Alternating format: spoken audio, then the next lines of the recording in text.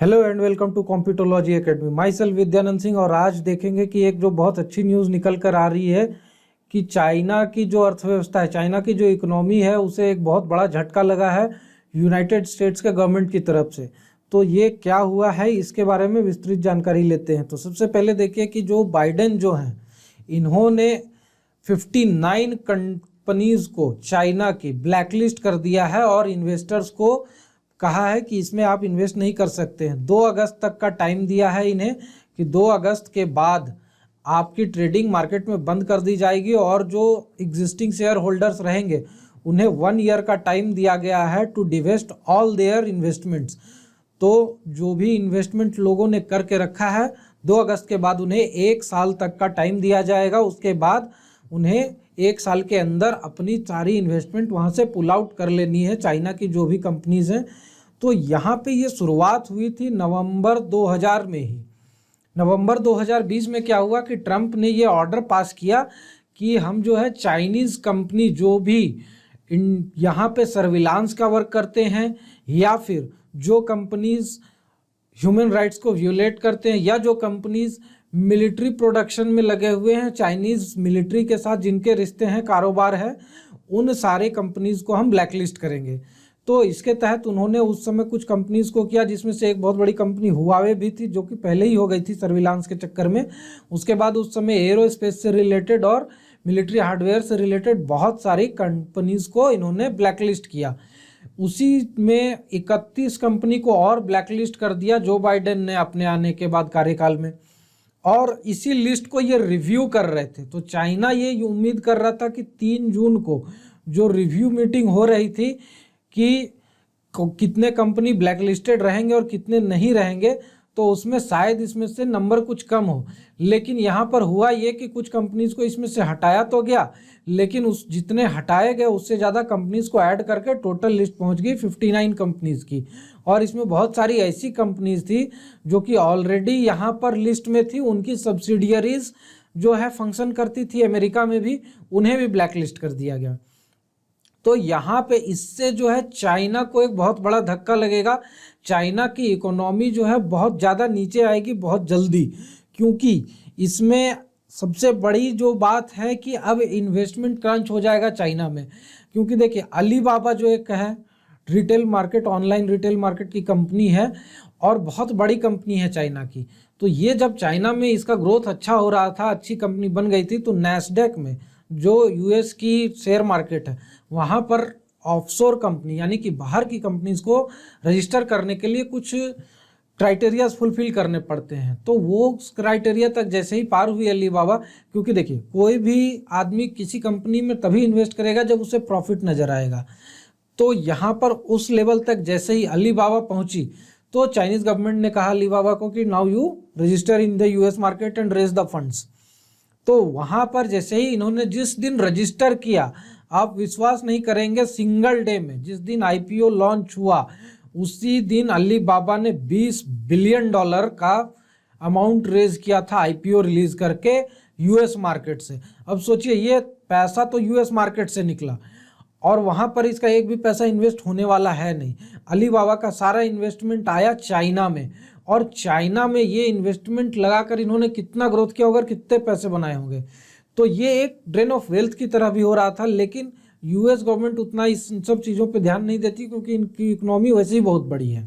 ये देखिए इसी तरह से जब बहुत सारी कंपनीज ने यहाँ पर फंड रेज कर रहे थे और उसमें से बहुत सारे जो थे सो मिलिट्री हार्डवेयर के कंपनीज थे, मिलिट्री इक्विपमेंट्स की कंपनीज थी। तो इन सब को ट्रेड वार जब चल रहा था तभी डोनाल्ड ट्रंप ने इन सब कंपनीज को टारगेट करना शुरू किया था। धीरे धीरे करके वो लिस्ट बढ़ाते, ये पॉलिसी उन्हीं की है, जो बाइडेन की लाई हुई पॉलिसी नहीं है, ये उन्हीं की पॉलिसी को पब्लिक डिमांड पे फॉलो कर रहे हैं। कोविड के बाद से पब्लिक डिमांड और बढ़ गई है कि ऐसे एक्शंस चाइना पे होने चाहिए।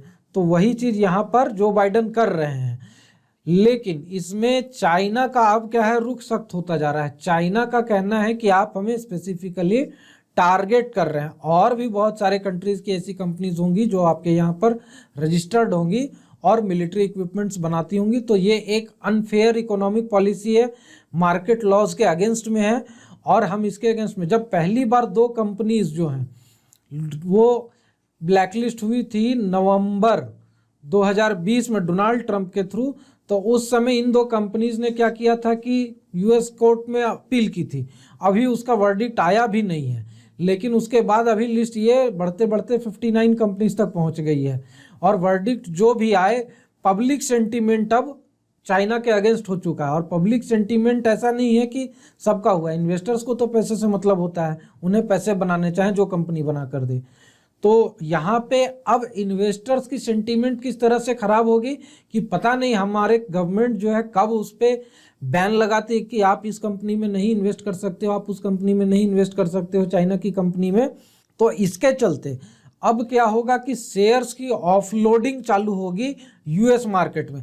सिर्फ 59 कंपनीज में ही नहीं, और भी बहुत सारे ऐसे कंपनीज होंगे जिनके शेयर मार्केट में शेयर्स ऑफलोडिंग चालू होगी। और इसे अगर शेयर ऑफलोडिंग ड्रास्टिकली चालू हुई तो उस कंपनी के शेयर बहुत तेजी से नीचे गिरने लगेंगे, जिससे कि मार्केट कैपिटलाइजेशन उस कंपनी का गिरने लगेगा।